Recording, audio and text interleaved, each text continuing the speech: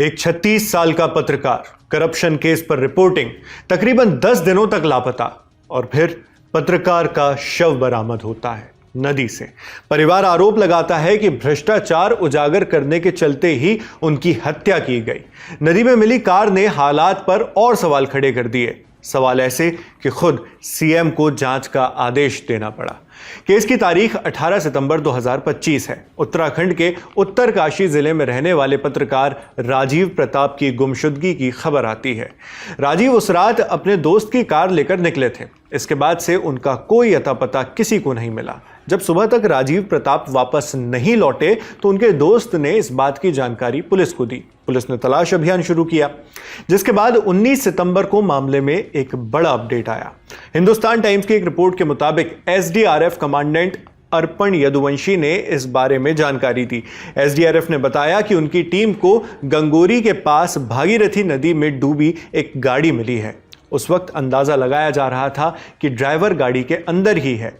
ये बात district control room ने एसडीआरएफ कमांडेंट तक पहुंचाई।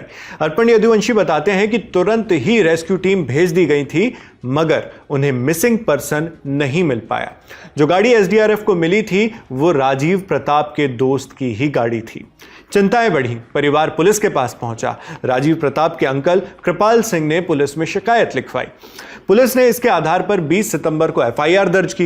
एफआईआर में भारतीय न्याय संहिता यानी बीएनएस की धारा 140(3) लगाई गई, यानी किसी शख्स को गलत ढंग से और गुपचुप कैद करने की नीयत से उसे अगवा करने के मामले में लगाई जाने वाली धारा। कृपाल सिंह ने पुलिस से कहा कि राजीव एक जाने माने पत्रकार थे। वो 18 सितंबर को अपने दोस्त सोबन सिंह की ऑल्टो कार लेकर निकले थे। इसी के बाद 19 सितंबर को उनकी गाड़ी गंगोरी के पास भागीरथी नदी से बरामद हुई। अपनी शिकायत में कृपाल सिंह ने आरोप लगाया कि स्थानीय मुद्दों पर बेखौफ रिपोर्टिंग करने वाले राजीव प्रताप से कई लोगों ने दुश्मनी कर ली थी।